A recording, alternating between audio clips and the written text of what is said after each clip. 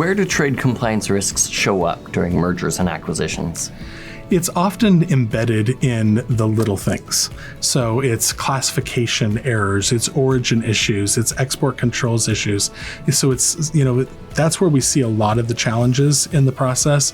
But sometimes it can be pretty substantial items. There may be in the skeletons of that organization some, compliance issues from the past. And oftentimes in M&A situations, some of those questions aren't asked.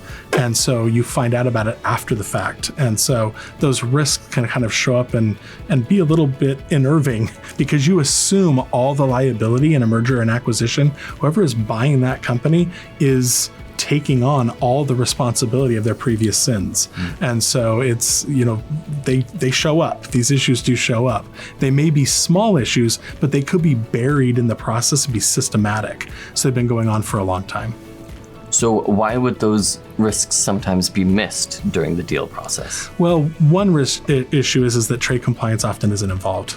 So, and when you're looking at these large M&A activities, you obviously have finance that's involved and legal's involved, and some of those key operational people are involved in the process. But sometimes trade compliance is forgotten, and so they just aren't pulled into that. And so there'll be these small issues that have pretty significant risks that are just missed because they're not involved. The other time is sometimes just the focus is on the financials, the focus is on areas that don't include all those little risks. I think now, because of all these high tariffs and duties, trade compliance is a little bit more visible right now than they have been in the past, especially if companies paid a lot of duties and tariffs. I think they would be pulled in a little more easily now than they were in the past, but I think that's one of the biggest reasons they're missed. So what might help avoid those surprises after closing? Key thing is just making sure compliance is involved. So if there's a merger, they'll involve oftentimes corporate compliance, but not the trade compliance. So making sure that whoever's in charge of that import and export risk within the organization is involved in those reviews as early as possible. Also making sure that that's a targeted area of focus within the overall review.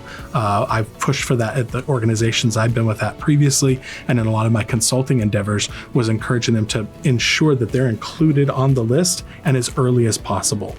The other item can be very helpful is data analytics. So being able to go in, get the data from their ACE or from brokerage systems, et cetera, and doing an automated analysis of that business can also help to avoid those risks. And also doing, if possible, doing some sort of a third-party assessment. Oftentimes the company is not allowed to go in and have their employees there, but if there's an opportunity to do a third-party contract where that third party under a non-disclosure agreement can go in and do that and share that through the legal teams under attorney-client privilege, that's a way of avoiding some of those risks as well.